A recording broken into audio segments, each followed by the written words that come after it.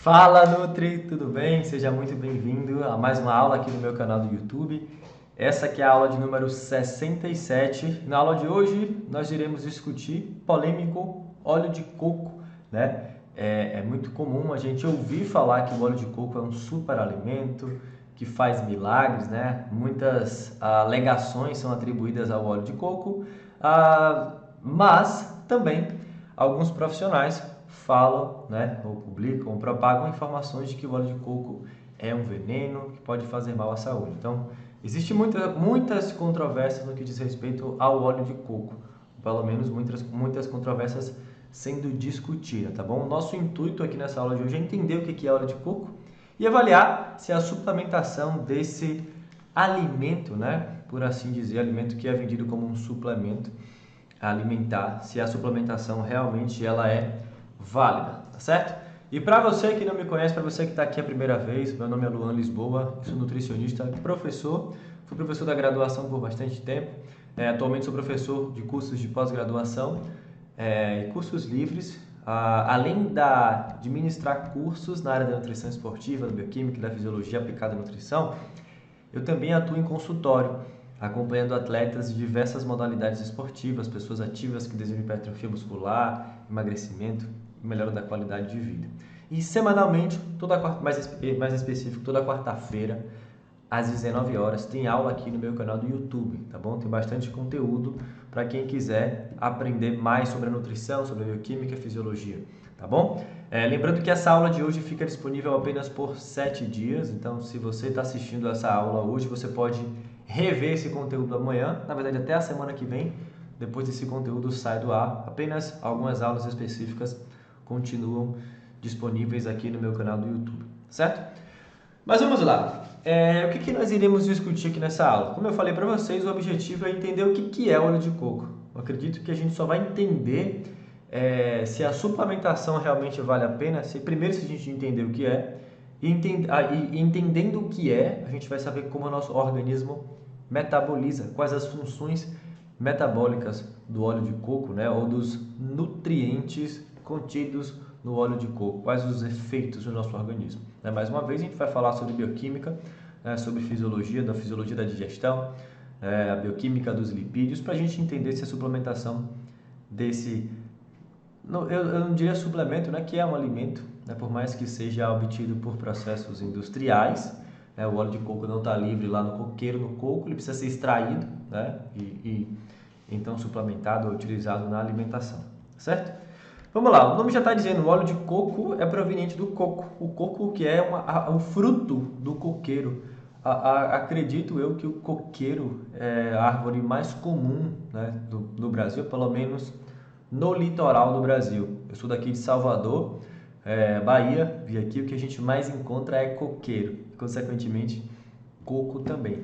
Apesar de não ser nativa daqui do Brasil, daqui do país, né, é uma árvore muito comum. Se eu não me engano, o coqueiro é nativo da Índia, né, ou da Indonésia, algum país com características tropicais, tá certo? Porque o coqueiro é uma planta típica de áreas tropicais. E o kernel, né, também conhecido como a carne do coco, ou albumen sólido, que é essa parte comestível do coco, a gente come a carne, né, que é o kernel, e a gente bebe a água, né? A água de coco a gente também bebe, tá certo? É interessantíssima a água de coco como um repositor, tem carboidratos, né? Como repositor hidroeletrolíticos, né, para esportes de longa duração. Ela fica devendo lá quantidades aumentadas de sódio, mas é importante repor sódio, por mais que você faça a reposição hídrica, né, e glicídica com a água de coco, mas ela é pobre em sódio, você precisa repor sódio. Mas do ponto de vista hídrico e glicídico, de água e de carboidrato, a água de coco é uma excelente opção, tá certo? E pode ser utilizada assim, desde que você faça a complementação com o sódio. Mas, de onde é que é extraído o óleo de coco? E diversos produtos baseados no coco, né? O leite de coco, a água de coco, a carne do coco que a gente come, o coco seco, aquele coco ralado e o óleo do coco, basicamente são extraídos dessa porção sólida, tá bom? Então o óleo de coco ele é extraído dessa porção sólida. Inicialmente essa carne de coco ela é seca, depois o óleo ele é extraído dessa região, tá bom? você pode perceber o seguinte, ó, o óleo de coco, por ser extraído de um alimento, né, ele naturalmente tem os nutrientes que estariam presentes naquele alimento ou na sua forma natural, certo? Então, o óleo de coco, por mais que seja rico em gordura, ele apresenta nutrientes do próprio coco. Mas existem basicamente dois tipos de óleo de coco no mercado, que é o óleo de coco refinado, ele é branqueado e desodorizado, né? Não sei se vocês já perceberam, quem faz uso do óleo de coco, o óleo de coco virgem, ele tem o odor e o sabor do coco, tem sabor de coco, o óleo de coco tem sabor de coco, mas tem algumas opções no mercado que não tem sabor de coco. Tem muita gente que não gosta de temperar os seus alimentos ou de fazer preparações com óleo de coco com o sabor de coco.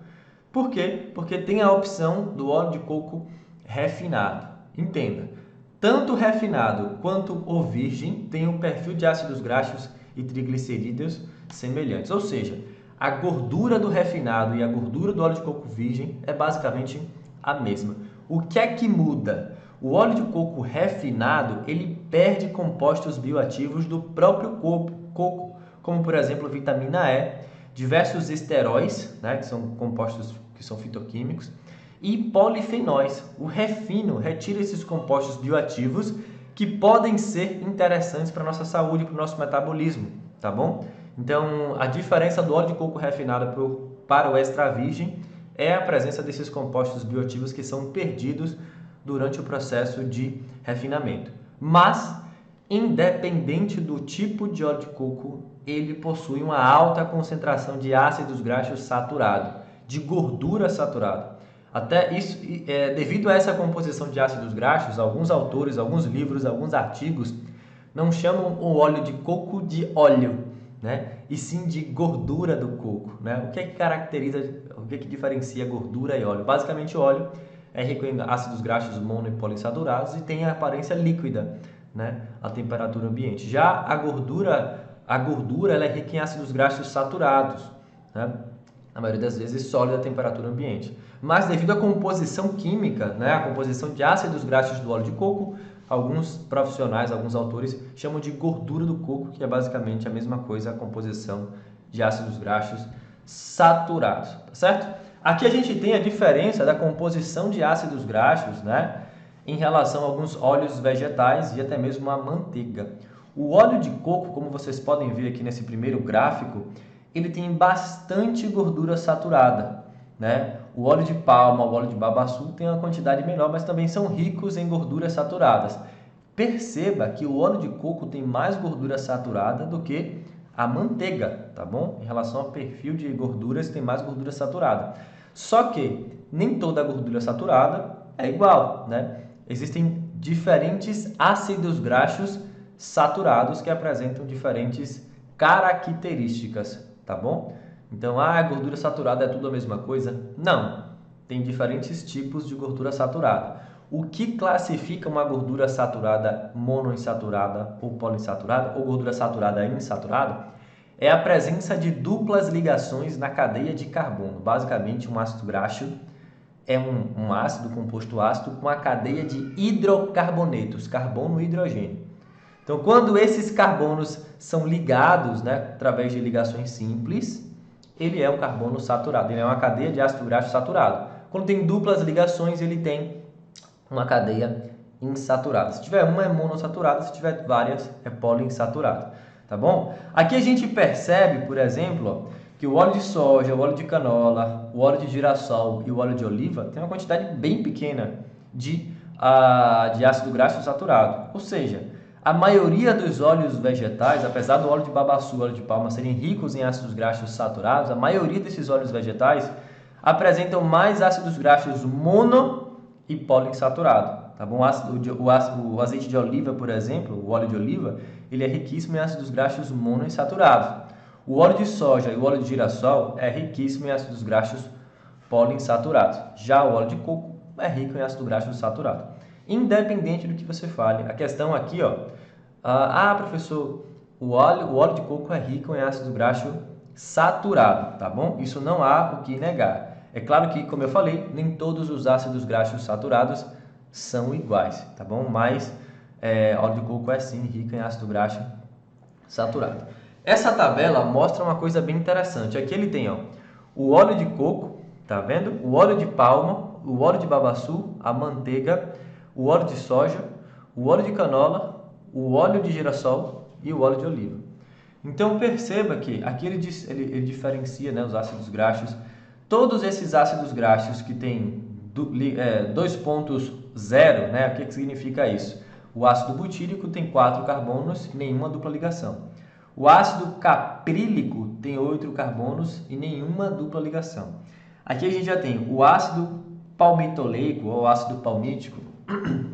Na verdade, o ácido palmitoleico, o palmítico é esse 16 carbonos e nenhuma dupla ligação. Ele tem 16 carbonos e uma dupla ligação. O ácido oleico, 18 carbonos e uma dupla ligação. Perceba que o óleo de coco ele é rico em ácido láurico. Quase metade da composição dos ácidos graxos do óleo de coco é ácido láurico, que é um ácido graxo saturado, tá bom? É diferente da manteiga, tá certo? A manteiga, ela é rica em ácido palmítico. Se você perceber aqui, a manteiga basicamente, né, mais de 50% da manteiga é representada pelo ácido mirístico, palmítico e ácido esteárico, que são ácidos graxos caracterizados como ácidos graxos de cadeia longa. A cadeia de carbono, quando tem mais de 12 carbonos, né, ela é caracterizada como ácido graxo de cadeia longa. Apesar de alguns autores falar que ácido graxo de cadeia longa raiz mesmo de verdade é aquele que tem mais de 16 carbonos, ou seja, a partir do ácido palmítico. Ele caracteriza o ácido mirístico como um ácido graxo de cadeia média que quer ser de cadeia longa. Mas enfim, a caracterização padrão é que até 12 carbonos é ácido graxo de cadeia média, acima de 12, ou seja, 14 carbonos é ácido graxo de cadeia longa, tá bom? Então perceba que a manteiga se diferencia do óleo de coco em relação à presença de ácido láurico. A manteiga tem mais ácido mirístico, palmítico e esteárico.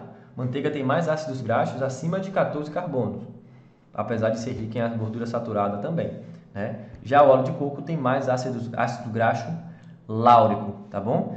Um perfil bem parecido, inclusive, com o óleo de babaçu. O óleo de babaçu também tem 48% de ácido láurico, tá vendo? Então também é rico em ácido láurico. O ácido láurico, gente, é o principal ácido graxo presente na composição do óleo de coco, tá bom?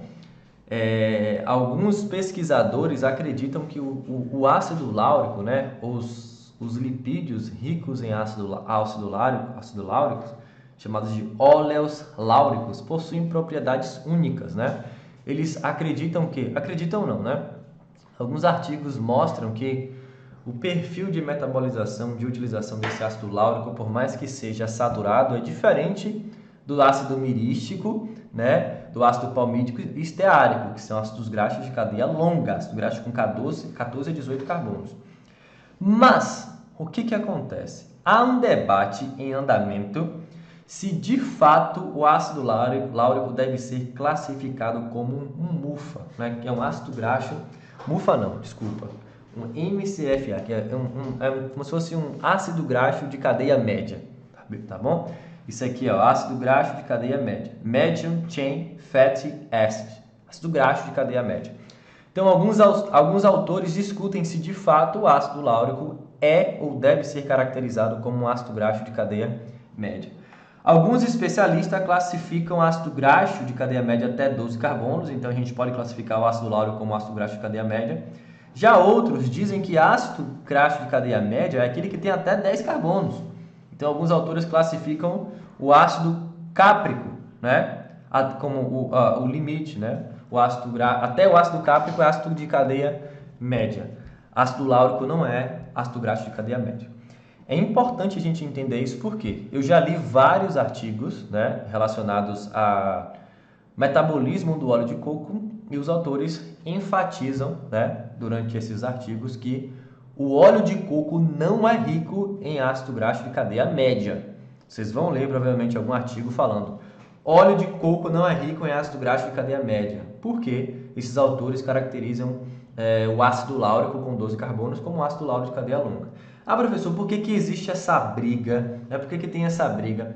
Entenda, ó. Deixa eu passar um slide aqui que a gente vai voltar. Cadê? Pronto. A gente vai voltar lá para onde a gente estava. Por quê? Por que alguns autores classificam o ácido láurico como ácido graxo de cadeia longa? Porque alguns estudos clínicos apontam que apenas 20 a 30% do ácido láurico é transportado diretamente para o fígado. Entenda que é como se apenas 20 a 30% do ácido láurico agisse do ponto de vista metabólico, né, apresentasse do ponto de vista metabólico, né, características de um ácido graxo de cadeia média. Ou seja, de 70 a 80% apresenta características de ácidos graxos de cadeia longa. Tá bom? Por isso que há esse debate, por isso que há essa variação nos artigos e nos autores. Mas, se você lê algum artigo falando que, ouvindo o autor falar que ácido láurico não é um ácido graxo de cadeia média, você já entende por quê. E essa afirmação pode fazer sentido baseado no metabolismo desses ácidos graxos, tá bom? Aí você pergunta, professor, por que o ácido graxo de cadeia média tem essa diferença do ácido graxo de cadeia longa e de cadeia curta? Entenda, um ácido graxo é essa molécula aqui, ó, a cabeça polar, que é uma carboxila, que caracteriza essa molécula como ácida, né? Essa carboxila pode perder hidrogênio, pode liberar hidrogênio para o meio, que caracteriza ela como uma substância ácida, na verdade. E a gente tem associada a ela a cadeia de carbono. No ácido graxo, a gente tem a porção polar. O que é polar? Essa porção aqui pode ser polarizada. Pode ter carga. Se ela perder o hidrogênio, ela fica carregada negativamente, por exemplo. E essa parte que foi carregada, ela interage com a água. Então, ela fica hidrossolúvel. Essa parte da cabeça, tá bom? A cabeça polar. Já a cauda não é carregada, não tem carga. É uma cauda apolar. Todas as ligações estão acontecendo, né? E nenhuma molécula é perdida. Então, a cadeia de hidrocarbonetos, aliás, é isso daqui que diferencia um ácido graxo do outro. O que diferencia o ácido capróico do ácido caprílico é a quantidade de carbonos e, consequentemente, de hidrogênio. O que diferencia um ácido láurico de um ácido mirístico é a quantidade de carbono.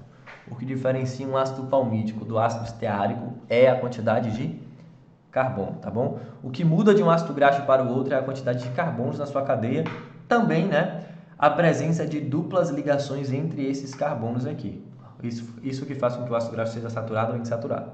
Mas entenda, o ácido graxo de cadeia média ou de cadeia curta principalmente, a cauda apolar, a cauda que interage pouco com a água, ela é pequena, ela tem uma cadeia média ou curta.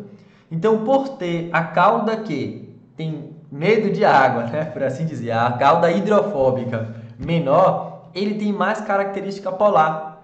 É como se fosse um ácido graxo de cadeia longa, ele é mais difícil de ser transportado em água quando comparado ao ácido graxo de cadeia curta. A gente pode dizer que praticamente o ácido graxo de cadeia curta ele é solúvel.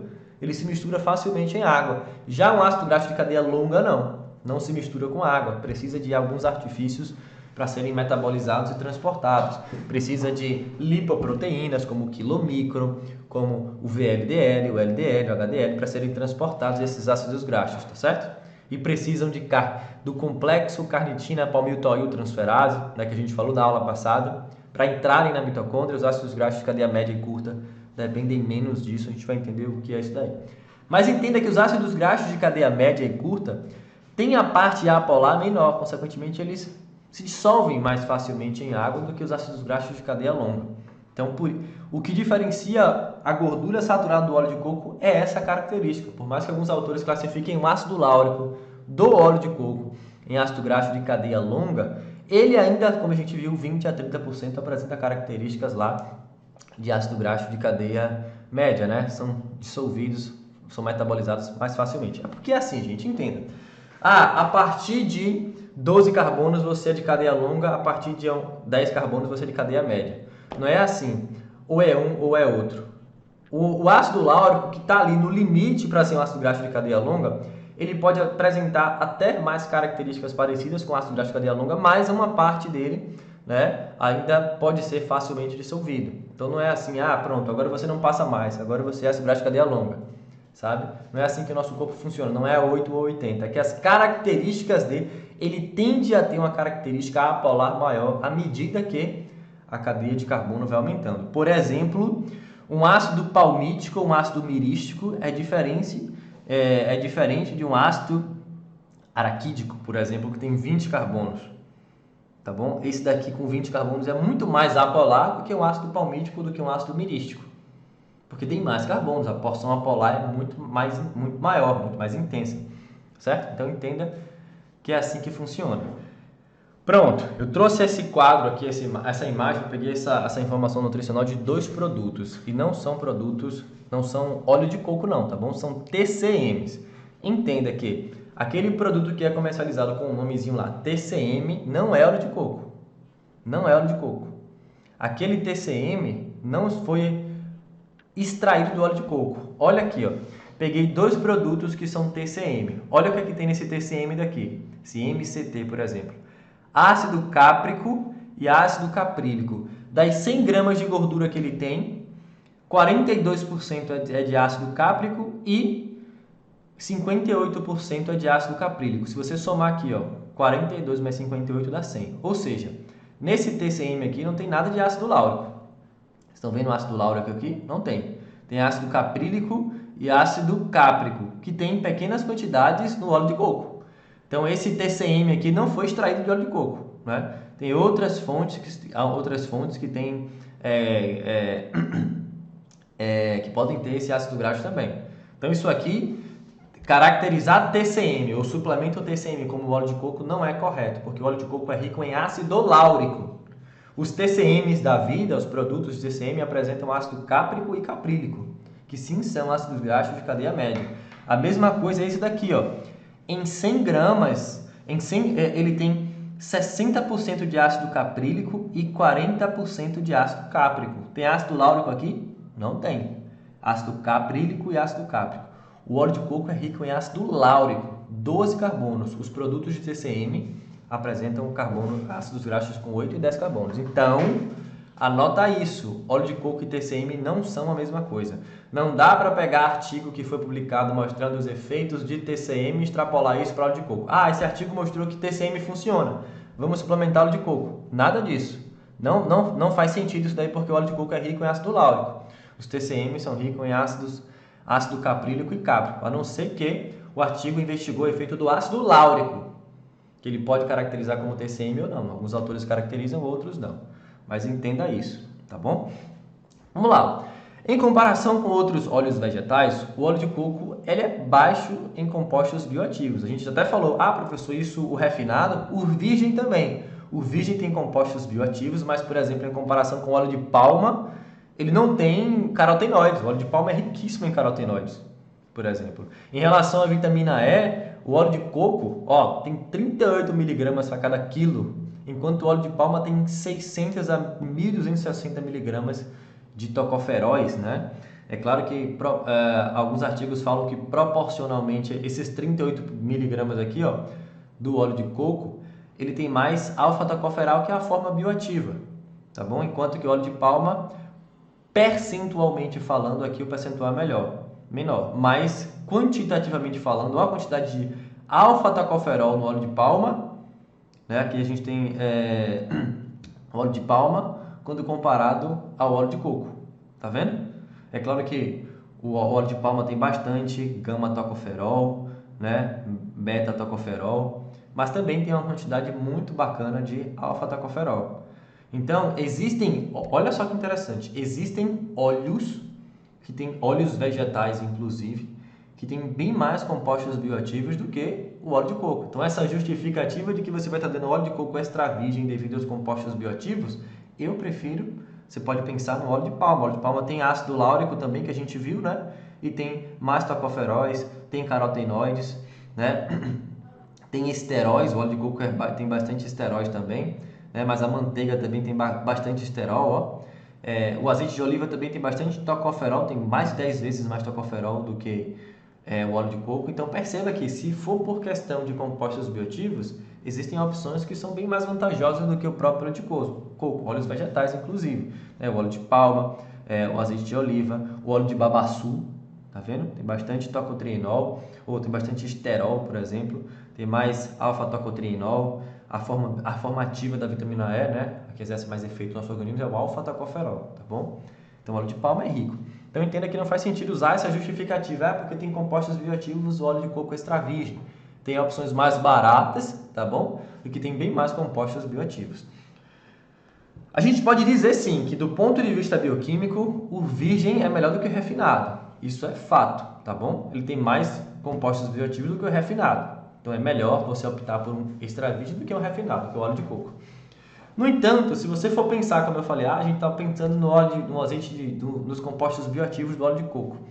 Primeiro que tem opções melhores e segundo que se a dieta do indivíduo for rica em óleo de coco não tem ácidos graxos essenciais, ômega 3 e ômega 6, não tem no óleo de coco. Então, aumentar a ingestão de gordura do coco, né, dizendo que vai ser melhor, não faz sentido. A deficiência de ácidos graxos essenciais pode estar associada a problemas de saúde. Então não faz sentido você se encher de óleo de coco, tá bom? Tem que ter cuidado porque o óleo de coco não tem praticamente ácidos graxos essenciais para os humanos.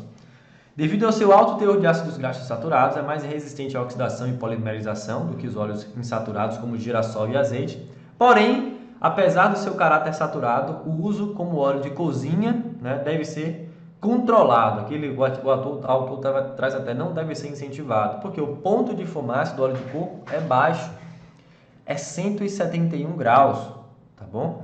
Então, o óleo de soja, por exemplo, tem um ponto de fumaça maior do que o óleo de coco.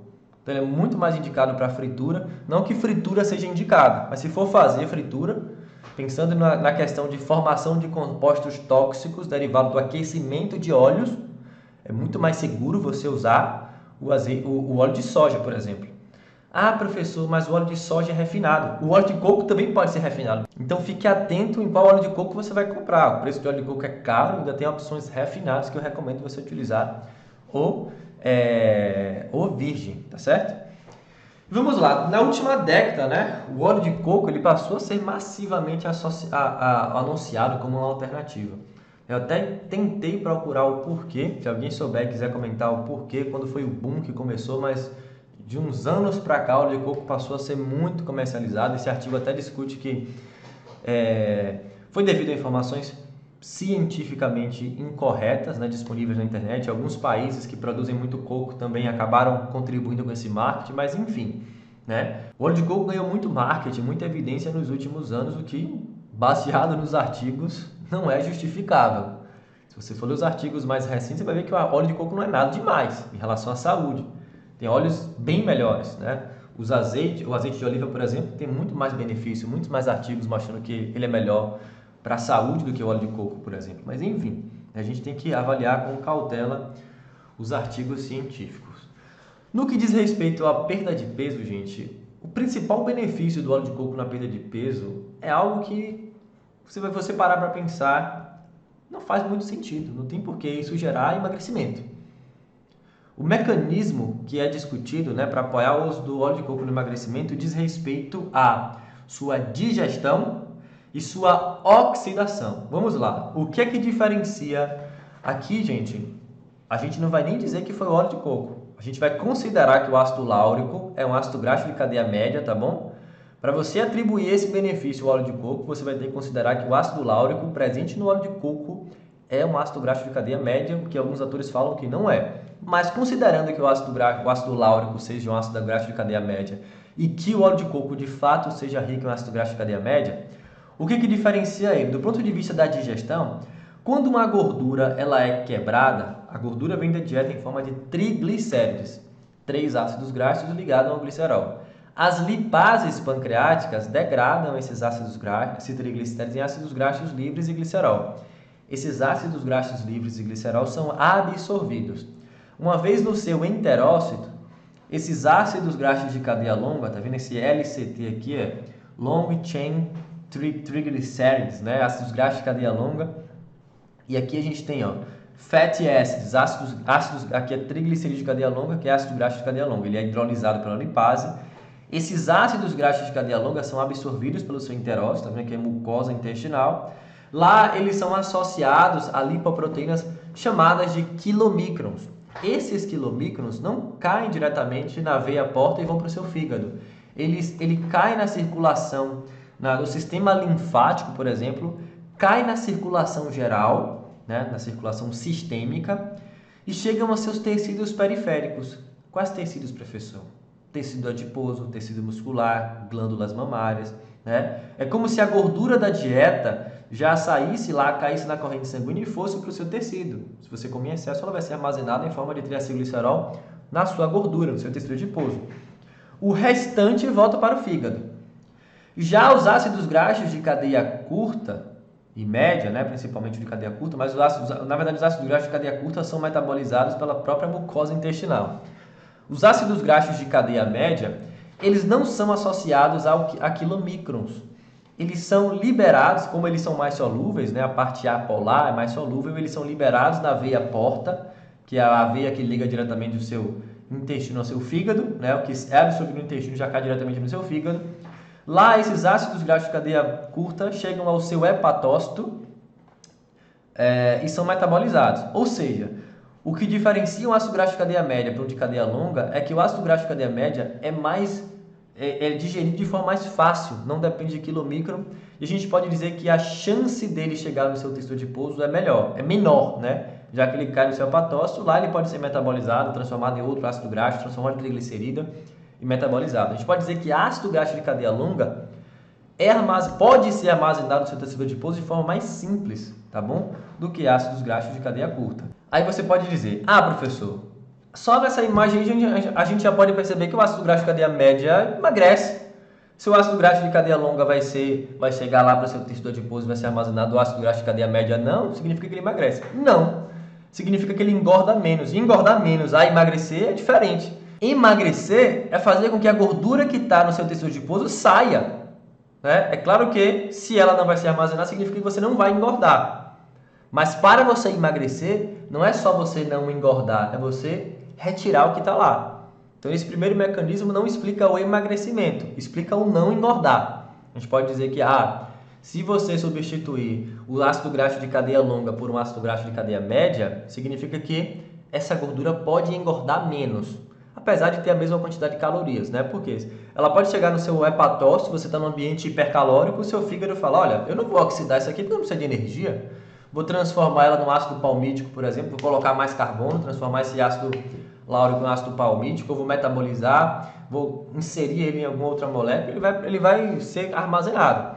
Então entenda que tudo depende do ambiente hipercalórico, tá bom? Mas considerando que você está num ambiente controlado em calorias, sim, a gente pode dizer que o ácido graxo de cadeia longa ele é armazenado no seu tecido adiposo de forma mais simples. Mas isso não justifica o emagrecimento, justifica o não engordar, ou engordar menos, tá certo? Entenda essa diferença. Além dessa questão, né, de digestão, a metabolização é mais simples. A gente falou na aula da semana passada sobre o complexo carnitina-palmitoiltransferase e eu falei para vocês que as gorduras, para entrarem na mitocôndria e serem oxidadas, elas dependem da carnitina. Então aqui, a ácido graxo de cadeia longa é ligado à carnitina, né, formando acil-carnitina graxo, entra na sua mitocôndria no complexo carnitina-palmitoiltransferase, lá ela é oxidada. Já os ácidos graxos de cadeia média, não. Eles entram na sua mitocôndria, eles são utilizados como fonte de energia de forma mais simples. Não dependem do complexo carnitina-palmitoiltransferase. Lá eles podem ser oxidados, ou seja, é mais fácil você queimar um ácido graxo de cadeia média do que de cadeia longa. Ainda assim, isso aqui diz o quê? Que é mais fácil o ácido graxo de cadeia média não engordar você, não de emagrecer. Esse ácido graxo de cadeia média não vai chegar no seu tecido adiposo e falar para ele, galera, vamos sair daí, vamos queimar, vamos virar energia. Não. O que vai fazer com que isso aconteça é a demanda. Vocês conseguiram entender a diferença? A principal atribuição, o principal mecanismo atribuído ao óleo de coco para emagrecer, né? Na verdade não o óleo de coco, mas os ácidos graxos de cadeia média, é decorrente da sua digestão mais fácil e da sua oxidação mais simples. Mas isso não faz nada com a gordura que está no seu organismo. Alguns artigos até discutem o efeito dos ácidos graxos de cadeia média no AMPK, na quinase de AMP, que é uma proteína que está associada a maior oxidação, mas quando você vai para os resultados clínicos, você vê que não faz sentido nenhum utilizar óleo de coco como um suplemento emagrecedor. Se depender disso daqui para emagrecer, o efeito disso aqui é praticamente nulo, né? Só que o que acontece? O problema com essa suposição do óleo de coco para emagrecimento nesse mecanismo é o que eu falei. Isso só faz sentido se você considerar o ácido láurico, que está presente em grandes quantidades no óleo de coco, como ácido graxo de cadeia média. Se você considerar o ácido láurico como ácido graxo de cadeia longa, aí que isso daí não faz sentido nenhum, aí que não tem explicação para utilizar óleo de coco como um suplemento emagrecedor, tá bom? Até porque, ó, como eu falei, alguns artigos classificam que apenas 20 a 30% do ácido láurico tem esse efeito aqui, ó, né? O ácido láurico tem mais característica de ácido graxo de cadeia longa do que de cadeia média. Só 20 a 30% é de fato via veia porta, tem esse mecanismo aqui mais simples. De 70 a 80% tem característica parecida com ácidos graxos de cadeia longa. É o que alguns artigos dizem. Então, aí que faz menos sentido ainda você utilizar óleo de coco como um emagrecedor, tá certo? Pode até fazer sentido os triglicerídeos de cadeia média, pensando nesse mecanismo aqui que está mais para engordar menos do que emagrecer. Aí tem essa diferença. Engordar menos é diferente de emagrecer. Emagrecer é tirar o que está lá. Engordar menos é não colocar coisa nova, não colocar gordura nova, certo?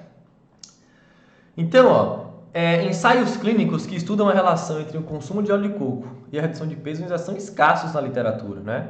Poucos dados e os dados que existem não são suficientes para indicar que o metabolismo pode ser acelerado e que de fato isso possa gerar mais energia. Na verdade, o efeito térmico, o efeito termogênico, né, entre aspas, associados ao óleo de coco é decorrente disso aqui. Toda vez que você gera energia, você gera calor, né? Então, como você tem um ácido graxo que é oxidado de forma mais fácil, ele produz calor de forma mais simples. Mas como eu falei, a gordura que está lá no seu tecido adiposo, ele não vai avisar para elas saírem de lá. Isso não vai acontecer. Ela não vai mexer com a gordura que está lá. Ela só vai, é como se ela não fosse armazenada lá. Mas a gordura que está lá vai continuar lá. Então, foi aquilo que eu falei. Além disso, devido ao perfil de ácidos graxos discrepantes, né, dos triglicéridos de cadeia média, os artigos que avaliam os benefícios dos TCMs tratam de TCM, ácido caprílico e ácido cáprico. Bom? Que tem 8 carbonos e 10 carbonos, não ácido láurico. Então não dá para você pegar esses artigos que avaliaram o TCM e atribuir isso para o óleo de coco. Bom? Então, com base no conhecimento atual, as alegações de que ajuda na perda de peso não são realistas ou não são sustentadas por evidências científicas. Aqui eu trouxe uma meta-análise. E essa meta-análise, como eu falei, não é nem óleo de coco, é TCM. Efeito dos triglicerídeos de cadeia média na perda de peso e na composição corporal, né? Meta-análise e estudos de ensaios clínicos randomizados, né? Trabalhos com duração superior a 3 semanas, que é um trabalho curto, né? 3 semanas é bem curto. Mas perceba que o TCM, quando comparado aos ácidos graxos de cadeia longa, promoveu uma perda menor ou maior, né? De meio quilo, 1,46 centímetros de circunferência de cintura e 0,79 de circunferência de quadril e 400 gramas de gordura. Ah, professor, nesse período de 3 semanas é bom, né? É bacana você perder meio quilo a mais. Mas o que eu falei, o menor estudo foi em 3 semanas, tiveram estudos com duração maior. Então, a questão é que a diferença clínica é bem pequena, a relevância clínica é bem pequena. E aquele mecanismo para explicar isso, sinceramente, não é sustentável, tá bom? Mas tem muita gente que fala, o óleo de coco é ruim, a gordura saturada faz mal. Existem muitas discussões sobre os malefícios, os benefícios, né, de gordura saturada. O que se sabe, né, teve até aula aqui no meu canal do YouTube sobre gordura saturada e risco cardiovascular, que não é a gordura saturada em si, é o alimento que contém essa gordura saturada. Alimentos, preparações fritas, por exemplo, trazem bem mais malefícios, né, do que alimentos refinados, como o próprio óleo de coco, óleo de palma. Então, o que é que os artigos dizem em relação ao óleo de coco e os lipídios séricos?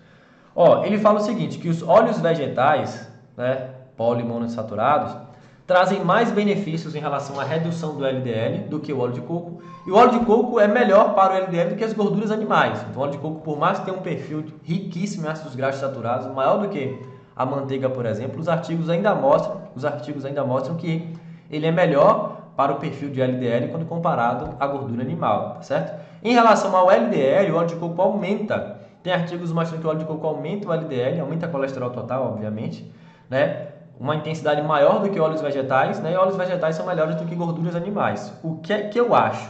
O óleo de coco, ele parece aumentar tanto o LDL como o HDL na maioria dos artigos, tá bom? O que é que eu acho? Que para o perfil lipídico, os melhores em relação a LDL e HDL são os óleos vegetais.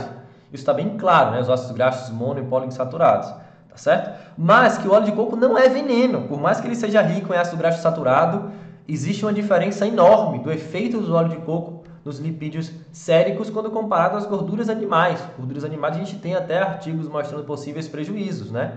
Mas há uma discussão do estilo de vida, né? Do perfil da fonte de onde é que está vindo esse ácido graxo saturado, se é de um alimento in natura, se é de um alimento frito, enfim. Então há uma discussão muito grande de gordura saturada e risco cardiovascular, né? E o óleo de coco não é esse vilão, como muita gente diz, mas também não é mocinho, né? Ele não é um super alimento, mas também não é um veneno, tá certo? No que diz respeito ao perfil lipídico. As gorduras saturadas estão relacionadas, tem muito mais relação com piora do perfil cardiovascular do que o óleo de coco. Gordura saturada não, desculpa. Gordura animal. As gorduras animais estão associadas a prejuízos cardiovasculares de intensidade maior do que o óleo de coco, tá bom? Então, não é vilão, também não é mocinho. Não é um superalimento. Ah, professor, meu paciente gosta de utilizar. Você pode adequar dentro das necessidades de gordura dele tranquilamente. Mas eu, Luan, não faço um paciente que não toma óleo de coco comprar, que é um produto caro que não tem benefício adicional nenhum. Se a pessoa gosta de temperar a salada, de fazer a preparação dela com óleo de coco, ótimo. Está disposta a pagar? Tudo bem. Mas eu nunca vou fazer um paciente que não tem costume de tomar óleo de coco, suplementar óleo de coco com o intuito de, tem mais antioxidante, prefiro azeite de oliva. Melhora o perfil lipídico, prefiro azeite de oliva. Prefiro ômega 3 do que óleo de coco. Então, o que eu acho na prática, aqui eu já estou entrando na suplementação se é realmente válida. Eu não acho que vale. Por mais que não seja um veneno, de fato não é, eu não faria um paciente que não toma suplementar. Mas, se o paciente já toma por algum motivo, ele ouviu falar que é bom, tomou, está gostando de colocar óleo de coco no café, eu não vejo sentido nenhum de colocar óleo de coco no café para performance. É porque vai ser energia disponibilizada de forma mais rápida, porque a metabolização é mais rápida. O óleo de coco é rico em ácido láurico. É TCM. Sim, o que vai determinar a sua capacidade de oxidar gordura são as enzimas que você tem, o seu aparato metabólico. Gordura você tem para dar e vender no seu corpo. Isso é um assunto para outra parte. Você fala TCM de performance. Óleo de coco não faz o menor sentido no café para performance, tá bom? O que vai dar efeito mesmo é o café. Óleo de coco não faz, mas enfim. Então, suplementar, né? Porque, vamos lá, vamos botar aqui o que é que o pessoal fala? Que quando você dá óleo de coco no café, você tem energia prontamente disponível porque a metabolização é mais rápida. Só que o que vai determinar se você vai oxidar mais gordura, ou se pelo menos ou se você vai oxidar de forma mais eficiente, é o seu aparato metabólico, são as enzimas que você tem, né? As enzimas oxidativas. É isso que vai fazer com que você oxide mais gordura de forma mais eficiente, gerando mais trabalho, gerando mais energia, mais disposição. Não é ter gordura disponível. Gordura disponível você tem. Você tem um tecido adiposo riquíssimo lá. Então isso não faz sentido suplementar gordura para melhora de performance. O que a gente tem é carboidrato, porque a disponibilidade de carboidrato é limitada, de glicogênio. Quanto mais glicogênio você tiver, com uma glicemia adequada para treinar, ótimo, isso vai ser bom para performance. Mas gordura, esquece isso. Até a data não é um suplemento não é uma suplementação que faz nenhum tipo de efeito na performance. Tá bom?